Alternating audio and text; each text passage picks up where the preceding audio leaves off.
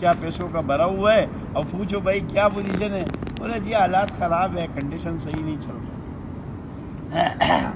جب مسلمان دنیا کو کچرا سمجھے گا تو انا فتحنا لک فتحا مبینا، پھر ملک کی ملک اسلام میں آئے، قوم کے قوم اسلام میں آئے۔ تو حضور اکرم صلی اللہ علیہ وسلم کا ارشاد ہے کہ لا الہ الا اللہ والوں کو نہ قبر میں کوئی تکلیف ہوگا نہ حشر میں، اس لیے ہم لا الہ الا اللہ والے۔ عبد الوہاب صاحب بولتا تھا ہم تاجر نہیں ہیں، ملازم نہیں ہیں، کارخانہ دار نہیں ہیں، ہم حضور پاک صلی اللہ علیہ وسلم کی امتی۔ پنجابی، پٹھان، سندھی اور بلوچی، یہ تو اللہ نے تعارف کے لیے رکھوایا تھا۔ اس میں بڑا کون ہے؟ ان اکرمکم عند اللہ اتقاکم۔ حضرت بلال چھوٹا آدمی ہے مگر اللہ کو راضی کیا۔ حضور نے کہا بلال کیا کرتے؟ یا رسول اللہ میں ہر وقت باوضو رہتا ہوں۔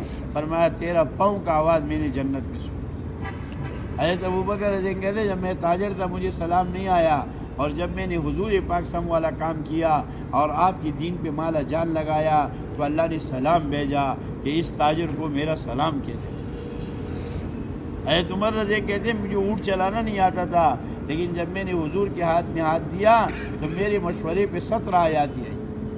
بیت اللہ کھلوایا اللہ نے، بیت المقدس اللہ نے کھلوایا، اور حضرت عمر خط لکھتے، اللہ تعالیٰ خط سے دریا کو اوپر کرتے، یا ساری الجبل، اس کا آواز ایران میں بغیر موبائل کا اللہ پہنچا، اور بارش ہاتھ اٹھایا، فرمایا تمہاری دعا میں دیر تھی، ہماری دعا دینے میں دیر نہیں۔ حضرت عثمان ذی النورین قبر کے آواز پہ روتے رہتے تھے، یا اللہ قبر میں کیا ہو۔ حالانکہ صحابہ کا قبر جنت ہے، تمام صحابہ کی قبر جنت میں، کیونکہ اللہ نے صحابہ کو دنیا میں اپنا رضا کا اعلان کیا کہ میں صحابہ سے راضی ہوں۔ حضرت علی خیبر کا گیٹ پورا اٹھا دیا۔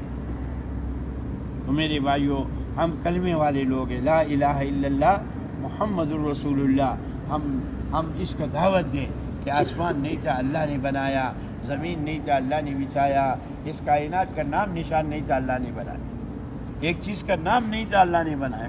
قدرت کا نظارہ تو دیکھیں، سورج کا نام نہیں تھا اللہ نے بنایا، چاند کا نام نہیں تھا اللہ نے بنایا، اتنا بڑا آسمان دیکھو کہاں کہاں پھیلا ہوا ہے۔ آپ کینیڈا جاؤ آپ کو آسمان نظر آئے گا، اور پھر اللہ نے کتنی بلندی رکھی ہے، اگر نیچے ہوتا جہاز کیسے چلتے؟ اور اس آسمان کے اوپر اللہ نے اس سے بڑا آسمان بنایا، اس آسمان کے اوپر اللہ نے اس سے بڑا آسمان بنایا، اور پھر اللہ کا عرش کے مقابلے میں یہ سب ایسے جیسے ایک تنکا، لوگ نیچے بڑا بناتے اوپر چھوٹا رکھتے۔ قدرت کے نظارے تو دیکھے، نیچے چھوٹا آسمان ہے، اوپر اس سے بڑا آسمان بنا، خدا نے اپنی قدرت بتایا۔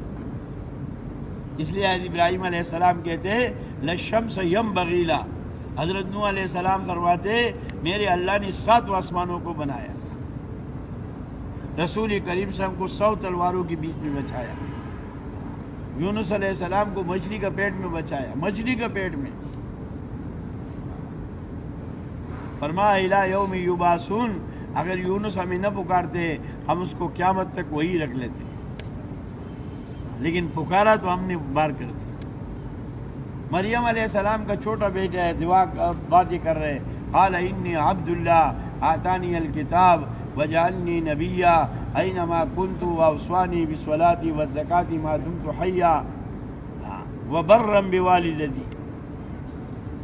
ایسے جو ہے نا اللہ تعالیٰ نے حضور اکرم صلی اللہ علیہ وسلم کا یہ شان بخشا کہ تمام لوگوں کو زیارت زمین پر ہوا ہے، آپ عرش بری پہ گئے، معراج کرایا اور نماز لے کے آیا، اور نماز کے 8 صفات قرآن میں رکھا ہے۔ تو بھائی کراچی کا اجتماع کا ایک مقصد یہ ہے کہ ساری دنیا کے انسان جہنم سے بچ کے جنت میں چلا جائے، قیامت تک آنے والی انسان جہنم سے بچ جائے۔